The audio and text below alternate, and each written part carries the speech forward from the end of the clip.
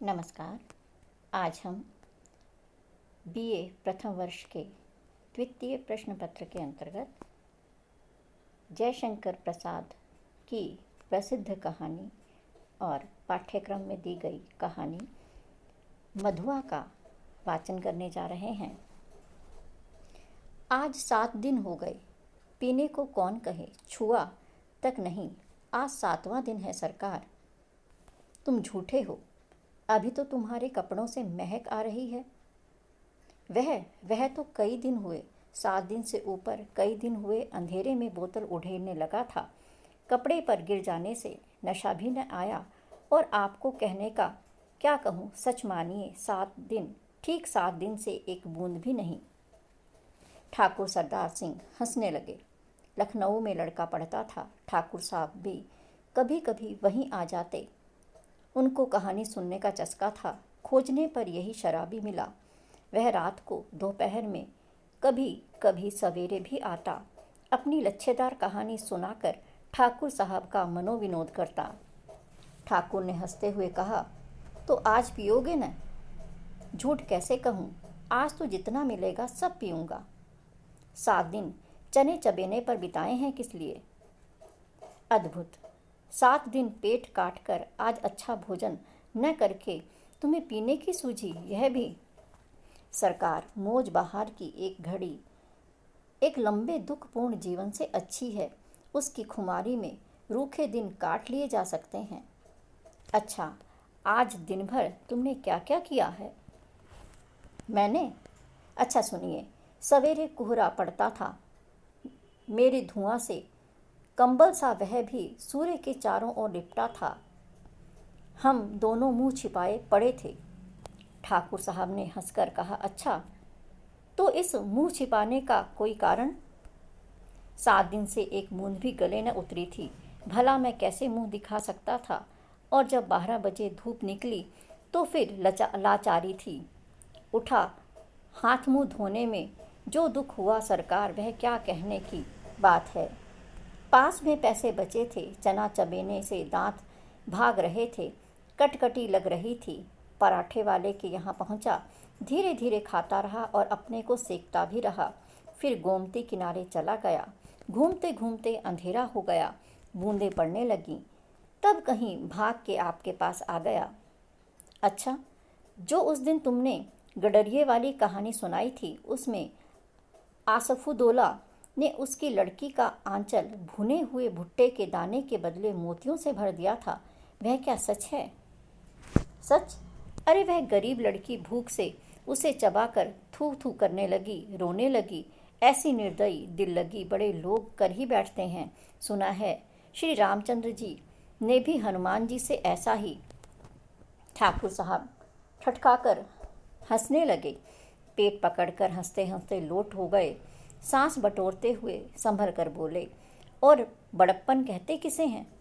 कंगाल तो कंगाल, गधी लड़की, भला उसके कभी मोती देखे थे? चबाने लगी होगी। मैं सच कहता हूँ, आज तक तुमने जितनी कहानियाँ सुनाई, सब में बड़ी टीस थी। शहजादों के दुखड़े, रंग महल की अभागिनी बेगमों के निश्चल प्रेम, करुण कथा और पीड़ा से भरी हुई कहानियाँ ही तुम्हें आती हैं। पर ऐसी हंसाने वाली कहानी और सुनाओ तो मैं अपने सामने ही बढ़िया शराब पिला सकता हूँ। सरकार, बूढ़ों से सुने हुए वे नवाबी के सोने से दिन, अमीरों की रंगरलियाँ, दुखियों की दर्द भरी आहें, रंग महलों में घुल घुल कर मरने वाली बेगमें अपने आप सिर में चक्कर काटती रहती हैं। मैं उनकी पीड़ा से रोने लगता हूँ। अमीर कंगाल हो जाते हैं, बड़े बड़ों के घमंड चूर होकर धूल में मिल जाते हैं। तब भी दुनिया बड़ी पागल है। मैं उसके पागलपन को भुलाने के लिए शराब पीने लगता हूँ। सरकार, नहीं तो यह बुरी बला कौन अपने गले लगाता है? ठाकुर साहब ऊँघने लगे थे। अंगीठी में कोयला दहक रहा था। शराबी सर्दी से चुठुरा जा रहा था। वह हाथ सेकने लगा। सहसा नींद से चौंक कर ठाकुर साहब ने कहा, अच्छा जाओ, मुझे नींद लग रही है। वह देखो, 1 रुपया पड़ा है, उठा लो, लल्लू को भेजते जाओ। शराबी रुपया उठाकर धीरे से खिसका। उल्लू था। साहब, ठाकुर साहब का जमादार उसे खोजते हुए जब वह फाटक पर बगल वाली कोठरी के पास पहुंचा तो सुकुमार कंठ से सिसकने का शब्द सुनाई पड़ा। वह खड़ा होकर सुनने लगा। तो सुअर रोता क्यों है? कुंवर साहब ने 2 ही लातें लगाई थी, कुछ गोली तो नहीं मार दी? कर्कश स्वर से लल्लू बोल रहा था, किंतु उत्तर में सिसकियों के साथ एकाध हिचकी ही सुनाई पड़ जाती थी। और भी कठोरता से लल्लू ने कहा, मधुआ जा सो रहे, नखरा न कर, नहीं तो उठूंगा तो खाल उधेड़ दूंगा, समझा न? शराबी चुपचाप सुन रहा था। बालक की सिसकी और बढ़ने लगी। फिर उसे सुनाई पड़ा, ले अब भागता है कि नहीं? क्यों मार खाने पर तुला है? भयभीत बालक बाहर चला जा रहा था। शराबी ने उसके छोटे से सुंदर गोरे मुंह को देखा। आंसू की बूंदें ढुलक रही थीं। बड़े दुलार से उसका मुंह पोंछते हुए उसे लेकर वह फाटक के बाहर चला आया। 10 बज रहे थे, कड़ाके की सर्दी थी। दोनों चुपचाप चलने लगे। शराबी की मौन सहानुभूति को उस छोटे से सरल हृदय ने स्वीकार कर लिया। वह चुप हो गया। अभी वह एक तंग गली पर रुका ही था कि बालक के सिर से फिर से सिसकने की उसे आहट लगी। वह झड़क कर बोल उठा, अब क्या रोता है रे छोकरे? मैंने दिन भर से कुछ खाया नहीं। कुछ खाया नहीं? इतने बड़े अमीर के यहाँ रहता है और दिन भर तूने खाने को नहीं मिला? यही कहने तो मैं गया था जमादार के पास। मार तो रोज ही खाता हूँ, आज तो खाना ही नहीं मिला। कुंवर साहब का ओवरकोट लिए खेल में दिन भर साथ रहा। 7 बजे लौटा तो और भी 9 बजे तक कुछ काम करना पड़ा। आटा रख नहीं सका था, रोटी बनती तो कैसे? जमादार से कहने गया था। भूख की बात कहते कहते बालक के ऊपर उसकी दीनता और भूख ने एक साथ ही जैसे आक्रमण कर दिया। वह फिर हिचकियां लेने लगा। शराबी उसका हाथ पकड़कर घसीटता हुआ गली में ले चला। एक गंदी कोठरी का दरवाजा ढकेल कर बालक को लिए हुए वह भीतर पहुंचा। टटोलते हुए सलाई से मिट्टी की ढेबरी जलाकर वह फटे कंबल के नीचे से कुछ खोजने लगा। एक पराठे का टुकड़ा मिला। शराबी उसे बालक के हाथ में देकर बोला, तब तक तू इसे चबा, मैं तेरे गड्ढा भरने के लिए कुछ और ले आऊं। सुनता है रे छोकरे? रोना मत, रोएगा तो खूब पीटूंगा। मुझसे रोने से बड़ा बैर है पाजी कहीं का, मुझे भी रुलाने का। शराबी गली के बाहर भागा। उसके हाथ में 1 रुपया था। 12 आने का एक देसी अद्धा और 2 आने की चाय, 2 आने की पकौड़ी, नहीं आलू मटर, अच्छा न सही 4 आने का मांस ही ले लूँगा। पर यह छोकरा, इसका गड्ढा तो भरना होगा। यह कितना खाएगा और क्या खाएगा? ओहो, आज तक तो कभी मैंने दूसरों के खाने का सोच विचार किया ही नहीं। तो क्या ले चलूं? पहले एक अद्धा तो ले लूं। इतना सोचते सोचते उसकी आंखों पर बिजली के प्रकाश की झलक पड़ी। उसने अपने को मिठाई की दुकान पर खड़ा पाया। वह शराब का अद्धा लेना भूलकर मिठाई पूरी खरीदने लगा। नमकीन लेना भी न भूला। पूरा 1 रुपये का सामान लेकर वह दुकान से हटा। जल्द पहुंचने के लिए एक तरह से दौड़ने लगा। अपनी कोठरी में पहुंचकर उसने दोनों की पांत बालक के सामने सजा दी। उनकी सुगंध से बालक के गले में एक तरावट पहुंची। वह मुस्कुराने लगा। शराबी ने मिट्टी की गगरी से पानी उड़ेलते हुए कहा, नटखट कहीं का हंसता है, सौंधी बांस नाक में पहुंची न, ले खूब ठूंस कर खा ले। और फिर रोया कि पिटा। दोनों ने बहुत दिन पर मिलने वाले 2 मित्रों की तरह साथ बैठकर पेट भर खाया। सीली जगह में सोते हुए बालक ने शराबी का पुराना बड़ा कोट ओढ़ लिया था। जब उसे नींद आ गई तो शराबी भी कंबल तान कर बड़बड़ाने लगा। सोचा था, आज 7 दिन पर पेट भर पीकर सोऊंगा, लेकिन यह छोटा सा रोना पाजी न जाने कहाँ से आधम का। एक चिंतापूर्ण आलोक में आज पहल शराबी ने आंख खोलकर कोठरी में बिखरी हुई दारिद्र्य की विभूति को देखा और देखा उस घुटने से ठुड्डी लगाए हुए निरीह बालक को। उसने तिल मिलाकर मन ही मन प्रश्न किया, किसने ऐसे सुकुमार फूल को नष्ट करने के लिए निर्दयता की सृष्टि की? आहरी नियति, तब इसको लेकर मुझे घर बारी बनना पड़ेगा क्या? दुर्भाग्य, जिसे मैंने कभी सोचा भी न था। मेरी इतनी माया ममता, जिस पर आज तक केवल बोतल का ही पूरा अधिकार था, इसका पक्ष क्यों लेने लगी? इस छोटे से पाजी ने मेरे जीवन के लिए कौन सा इंद्रजाल रचने का बीड़ा उठाया है? तब क्या करूं? कोई काम करूं? कैसे दोनों का पेट चलेगा? नहीं, भगा दूंगा इसे। आंख तो खोले। बालक अंगड़ाई ले रहा था। वह उठ बैठा।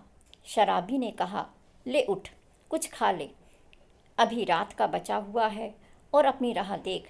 तेरा नाम क्या है रे? बालक ने सहज हंसी हंसकर कहा, मधुआ। भला हाथ मुंह भी न धोऊं, खाने लगूं, और जाऊंगा कहाँ? आहा, कहाँ बताऊं इसे कि चला जाए? कह दूं कि भाड़ में जा? किंतु वह आज तक दुख की भट्टी में जलता ही तो रहा है। तो वह चुपचाप घर से झल्लाकर सोचता हुआ निकला, ले पाजी, अब यहाँ लौटूंगा ही नहीं, तू ही इस कोठरी में रह। शराबी घर से निकला। गोमती किनारे पहुंचने पर उसे स्मरण हुआ कि वह कितनी ही बातें सोचता आ रहा था, पर कुछ भी सोच न सका। हाथ मुंह धोने में लगा। उजली धूप निकल आई थी। वह चुपचाप गोमती की धारा को देख रहा था। धूप की गर्मी से सुखी होकर वह चिंता भुलाने का प्रयत्न कर रहा था कि किसी ने पुकारा, भले आदमी रहे कहाँ, सालों पर दिखाई पड़े। तुमको खोजते खोजते मैं थक गया। शराबी ने चौंक कर देखा। वह कोई जान पहचान का तो मालूम होता था, पर कौन है यह ठीक ठीक न जान सका। उसने फिर कहा, तुम ही से कह रहे हैं, सुनते हो? उठा ले जाओ अपनी सान धरने की कल, नहीं तो सड़क पर फेंक दूंगा। एक ही तो कोठरी, जिसका मैं 2 रुपए किराया देता हूँ, उसमें क्या मुझे अपना कुछ रखने के लिए नहीं है? ओहो राम जी, तुम हो भाई, मैं भूल गया था। तो चलो आज ही उसे उठा लाता हूँ। कहते हुए शराबी ने सोचा, अच्छी रही, उसी को बेचकर कुछ दिनों तक काम चलेगा। गोमती नहाकर रामजी पास ही अपने घर पर पहुंचा। शराबी की कल देते हुए उसने कहा, ले जाओ, किसी तरह मेरा इससे पिंड छूटे। कुछ दिनों पर आज उसको कल ढोना पड़ा। किसी तरह अपनी कोठरी में पहुंचकर उसने देखा कि बालक बैठा है। बड़बड़ाते हुए उसने पूछा, क्यों रे, तूने कुछ खा लिया कि नहीं? भर पेट खा चुका हूँ, और वह देखो तुम्हारे लिए भी रख दिया है, कहकर उसने अपनी स्वाभाविक मधुर हंसी से उस रूखी कोठरी को तर कर दिया। शराबी एक क्षण चुप रहा, फिर चुपचाप जलपान करने लगा।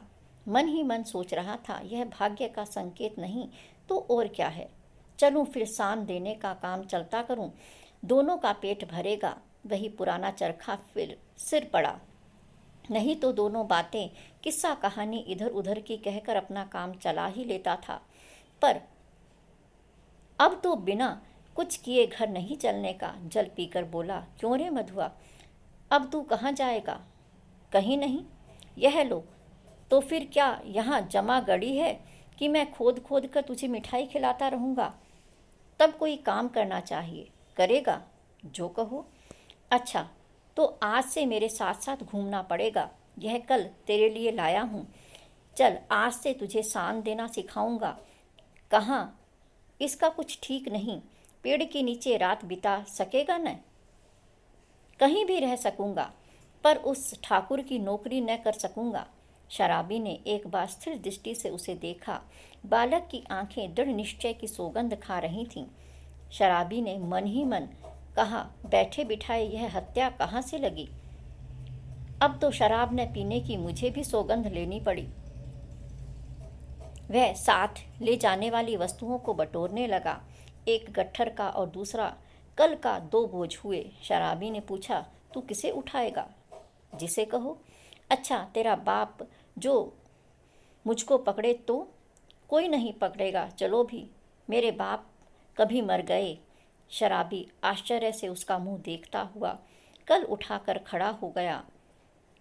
बालक ने गठरी ला दी। दोनों कोठरी छोड़ चल पड़े। इस तरह आज हमने जयशंकर प्रसाद की प्रसिद्ध कहानी मधुआ का वाचन किया है। नमस्कार।